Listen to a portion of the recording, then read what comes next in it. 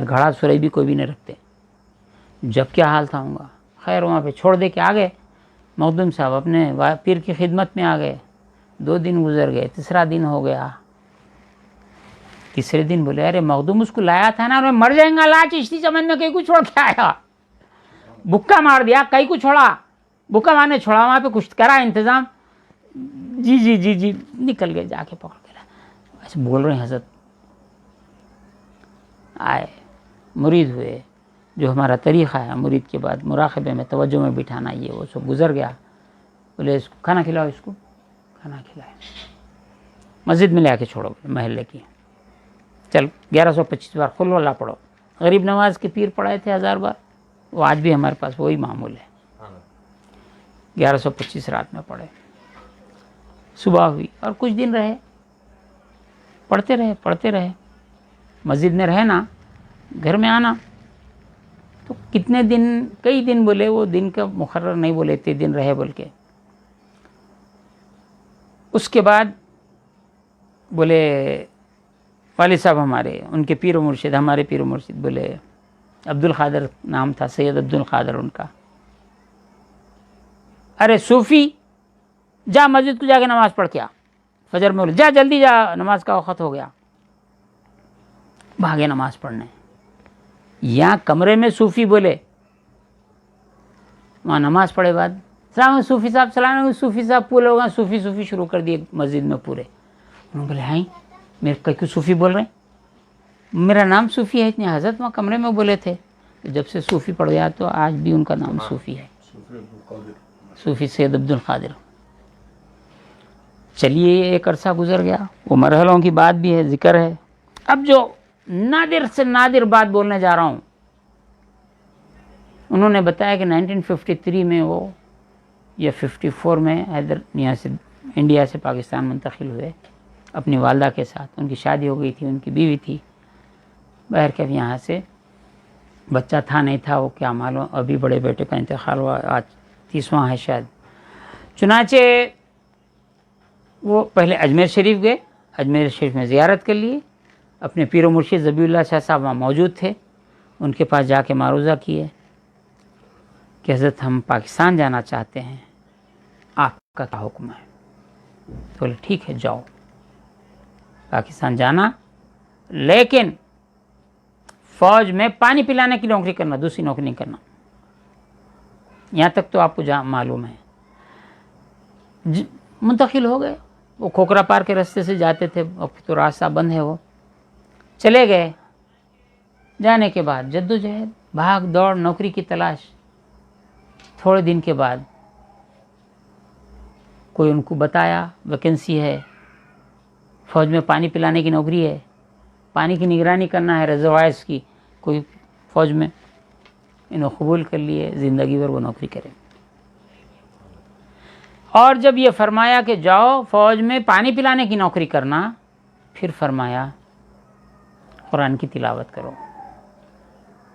تو بولے حضرت میرے کو پڑھنے نہیں آتا, قرآن پڑھنے نہیں آتا میرے کو. جو زمانی سورے وہ تھے. ٹھیک ہے پڑھا دیں گے, جاؤ یہاں سے. تو میں خط لکھا تھا ان کو کہ کوئی خاص 1-2 ایسی کرامتیں لکھو جو آپ کے لیے اور دنیا کے لیے عجیب ہو. تو بولے تنویر صاحب میرے کو خط لکھے. تنویر صاحب ایک کرامت حضرت کی, جب ہم پاکستان جا رہے تھے تو حضرت ایسا بولے, دوسرا بولے قرآن تلاوت کرو, تو پڑھنے نہیں آتا. بولے پڑھا دیں گے جاؤ.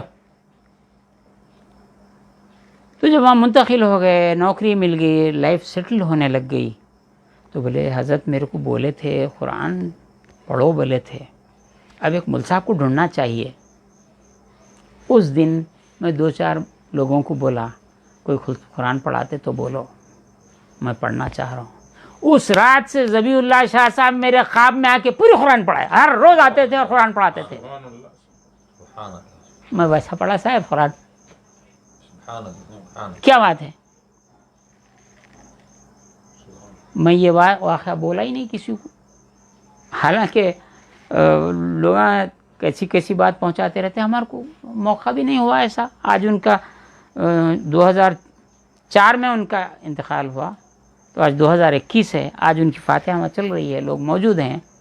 یہ دیکھ رہے ہیں ہمارا پروگرام بھی، درس کو وہ لوگ سنتے بھی ہیں، ان کے لیے بتا رہا ہوں۔ ایک دفعہ کا واقعہ ہے، اپنے پیر بھائیوں کی بات ہوتے رہتی، پاکستان میں جو لوگ تھے پہنچ گئے تھے، جو ان سے پہلے کے مرید تھے، بولتے تھے ابے تو ہمارے سامنے کا مرید ہے، ہم پرانے ہیں۔ اس طرح ہوتا، کوئی لڑائی جھگڑا نہیں ہے، لیکن ایک سے بڑھ کے ایک ناز۔ تو انہوں بولے ارے تم مرید ہے، میں پیر کی مراد ہوں، میں مراد ہوں بولے۔ یہ صوفی عبدالقادر صاحب تھے۔ بہت باتیں ہیں، بہت تفصیل ہے۔ حضرت کے خلفاء میں جو میرے نزدیک زیادہ لگاؤ کے ہیں وہ 3 آدمی ہیں۔ یہ جو صوفی مخدوم بولے، یہ صوفی عبدالقادر، ان کے علاوہ ایک ہیں صوفی محبوب علی صاحب، میدک ڈسٹرکٹ میں خواجہ پور میں رہتے تھے، وہیں انتقال ہوا۔ یہ مدرسہ صوفیہ کے سینئر ترین مرید تھے، مرحلے کیے ہوئے مرید تھے۔ ابا جان کے انتقال کے بعد، والد صاحب قبلہ کے انتقال کے بعد 1970 کے بعد میں بہت پریشان ہو گیا۔ روز صبح میں جب توجہ میں بٹھاتے تو فرماتے تھے جو سیکھنا ہے ابھی مجھ سے سیکھ لو، میرے بعد میں ایڑیاں رگڑے تو کوئی تم کو سکھانے والا نہیں ملے گا، میرے سے سیکھ لو۔ تو میں اس وقت جسٹ میٹرک پاس کر کے 1 مہینہ ہوا تھا، بہت روتا تھا، پریشان رہتا تھا۔ تو حیدرآباد سے خواجہ پور تقریباً 100 کلومیٹر کے قریب ہوا یا 900 ہے۔ تو میں اس دیوانگی کے عالم میں حیدرآباد سے پیدل محبوب علی صاحب کے پاس پہنچ گیا۔ کھانا نہیں، رستے میں پیسہ نہیں، رویا۔ بولے صاحب ایسا کئی کو کرے صاحب، میں آتا تھا۔ نہیں ابا جان آپ کو کیا سیکھا، میرے کو سیکھو۔ تو ہمارے پیر بھائیوں کی، والد کے مریدوں کی ہمارے دل میں ایسی عظمت ہے۔ تو مرید ہے وہاں بیٹھ، نہیں، مرید ہے میرے سر پہ بیٹھ، تو ہم سے زیادہ سیکھا ہے، تو ہمارا پیر بھائی ہے، تجھے زیادہ موقع ملا ہے۔ ہم اس طرح کرتے ہیں تو ہم کو بیوقوف سمجھتے، سمجھو بھائی، آپ کی عقل سے تو ہماری عقل ہے، وہ بیوقوف ہو سکتے ہیں۔ تو صوفی محبوب علی صاحب میرے پریفرنس میں نمبر 1 ہے۔ اب 2 اور 3 میں یہ صوفی عبدالقادر صاحب 2 میں آتے ہیں، مگر چونکہ انہوں ان کو مرید کرا ہے، انہوں ان کو رستہ پتہ ہے۔ صوفی مخدوم صاحب بھی مراحل طے کرے تھے، تو ان کو بجن کی صحبت زیادہ ملی، ان کو تو ملی نہیں صوفی عبدالقادر صاحب کو۔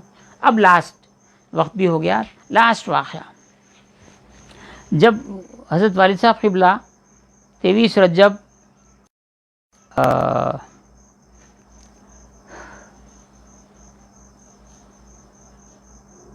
1390 ہجری، میں سن عیسوی کا آ رہا تھا، اس وقت سے رک گیا، 1990 ہوتا ہے، 1390 ہجری ہوتا ہے، جب حضرت کی وفات ہوئی، 24 کو تدفین ہوئی۔ اس سے 2 ذی الحج کے مہینے میں اولاد کو اور چند مریدوں کو خلافت دی ہے۔ ایک خلافت نامہ عبدالقادر صاحب کا بھی لکھا گیا، فرمائے کہ انہیں جب آئیں گا اس کو دے دینا۔ اس کے بعد 1 مہینے کے بعد کچھ ایسا ذی الحج نا، محرم سفر ربیع الاول رجب، 6 مہینے 7 مہینے، اس کے بعد حضرت کی وفات ہوئی۔ ہم خطوط لکھے سب کو، پاکستان کو بھی خط لکھ دیے۔ تو وہ خط لے کر صوفی صاحب وہاں سے ایمبیسی سے، انڈین ایمبیسی سے ویزا لے کے حیدرآباد آئے۔ عرس میں شرکت، عرس بھی تھے حضرت کا، یا چہلم تھا، معاف کیجئے، چہلم تھا، تب ریکال کر رہا ہوں میں ایک دم یہ بات موضوع۔ چہلم میں شریک ہوئے، تو چہلم کی محفل میں جب شریک ہوئے تو ہمارے بڑے بھائی، جو ان کا جبہ رکھا ہوا تھا، جو ان کا امامہ رکھا ہوا تھا، جو ان کی سند رکھی ہوئی تھی، ان کو جبہ پہنائے، امامہ بنے اور سند دیے۔ جتنے دن یہاں رہنا تھا وہ واپس پھر چلے گئے۔ صوفی عبدالقادر صاحب کی والدہ اس وقت زندہ تھے۔ جب میں 1979 میں گیا تھا والدہ کے ساتھ عبد القادر صاحب کے پاس. تو جب انہوں نے سنایا ان کا والدہ کا، ہم گئے تک انتقال ہو گیا تھا. میں بولا صوفی صاحب کی والدہ کا انتقال ہو گیا، بڑا افسوس، تکلیف ہوئی، یہ ہوا صاحب، ایسا ایسا ہوا، ایسا ایسا ہوا، ایسا ہوا. میں جب حیدرآباد آیا تھا حضرت کے چہلم میں، تو میری والدہ جس دن میرے کو خلافت دی، میری والدہ خواب دیکھے کہ عبد القادر کو کپڑے پہنا دے رہے ہیں، یہ کر دے رہے ہیں، یہ کر دے رہے ہیں، شملہ بند دے رہے ہیں. اللہ کیا ہوا کہ میرے بچے کو رونے لگی. جب واپس گئے تو بولے بیٹے میں ایسا خواب دیکھی، میں بہت پریشان تھی. ایلو اماں یہی ہے، دیکھو وہ دیے سول ہے. میرے میں صوفی عبد القادر صاحب میں عمر کا تو ظاہر ہے فاصلہ ہے ہی ہے، لیکن بڑی ہم سے محبت رہی، ہم بھی ان کو چاہتے، انہوں بھی ہم کو ایسا چاہتے تھے. اللہ اللہ اللہ اللہ. صوفی مخدوم صاحب بھی ویسی چاہتے تھے، اور صوفی محی ولی صاحب تو بس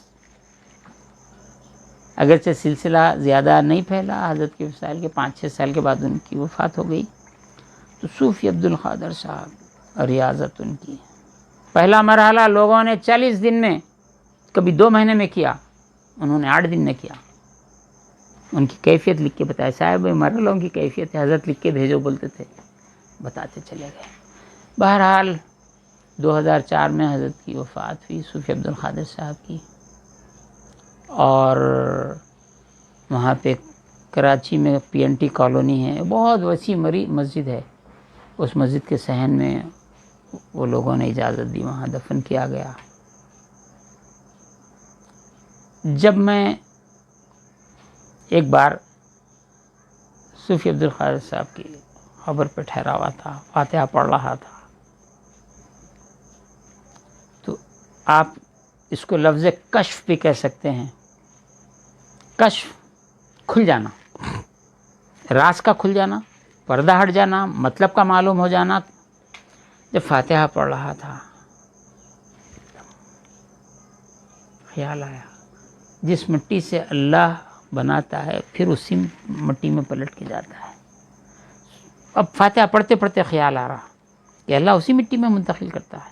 کراچی میں ان کی مٹی تھی، رہتے تھے مہاراشٹرا کے گاؤں میں، مٹی میں ہونا یہاں ہے، تو ہجرت آ گئی.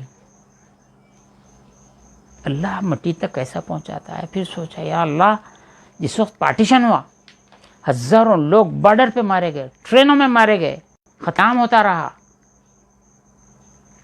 کس کی خبر کا ہی پتہ نہیں ہے، کوئی نماز جنازہ ہی نہیں پڑھی جا سکی. اس مقام پہ ہزاروں لاکھوں لوگوں کی مٹی تھی. تو ہندوستان کے 2 ٹکڑے، ادھر کے لوگ ادھر، ادھر کے لوگ راستے میں مر گئے، تو راستے میں مرنے والوں کی مٹی وہاں تھی. پارٹیشن بظاہر ایک پولیٹیکل ایکٹ ہے، لیکن اسپریچول ایکٹ یہ ہے کہ ان کے مٹیاں وہاں ہیں، وہاں منتقل ہو گئے وہ لوگ. اللہم صلی علی محمد وعلی آل محمد کما صلیت علی سیدنا ابراہیم وعلی آل سیدنا وبارک علی سیدنا محمد. ربنا ظلمنا انفسنا وان لم تغفر لنا وترحمنا لنکونن من الخاسرین. بہت سی باتیں ہیں الہ العالمین، یہ ہمارے پیر بھائیوں، ہمارے دیگر تمام سلسلے کے لوگ، ان کو اپنی جوار رحمت میں بلند مقامات عطا فرما. تمام مومنین مومنات، مسلمین مسلمات، الاحیاء منهم الاموات، سب کو مغفرت فرما. اس عالم میں جو ہم زندگی گزار رہے ہیں، ظالموں سے، ظالم حاکموں سے، مکاروں سے، فریبیوں سے، نفس پرستوں سے، دھوکے بازوں سے، دین کے دھوکے باز، دنیا کے دھوکے باز، ان سب سے محفوظ فرما. ماکرین کے مکر کو ان کی جانب لوٹا دے، حاسدین کی حسد کو ان کی جانب لوٹا دے. جو مسلمان کو ضرر پہنچانا چاہتے ہیں، فرد کو پہنچانا چاہتے ہیں، جماعت، پورے جماعت مسلمانوں کی جماعتوں کو، جمعیت کو نقصان پہنچانا چاہتے ہیں، الہی اس ضرر کو، اس ارادے کو، کہ جو منصوبے کو انہی کی جانب لوٹا دے. مسلمانوں کو ظاہر و باطن کی تمام بیماریوں سے، بلاؤں سے محفوظ فرما، آسانیاں فرما، حلال کثیر روزی سے سرفراز فرما. تو نے صابرین کے ساتھ معیت کا وعدہ فرمایا الہ العالمین. مسلمانوں کی اکثریت آج صبر کی منزل سے گزر رہی ہے. اے اللہ تو نے بلا مطالبہ مفت میں ہم کو یوں ہی پیدا کر دیا ہے. رزقتنی مجانن، رزق ماں کے پیٹ میں دے رہا، بعد میں دے رہا، مجانن فری، بغیر طلب کے. کو ہزاروں لاکھوں ہیں طلب کرے. بچہ دودھ طلب کرا تھا، پیٹ میں تھا نہیں، تو نے رزق دے دیا بغیر مانگے، مرے تک کے رزق لکھ دیا. فاغفر لی مجانا، اے اللہ مفت میں معاف کر دے. صلی اللہ تعالیٰ علیہ خیر سیدنا محمد علیہ السلام. الحمدللہ.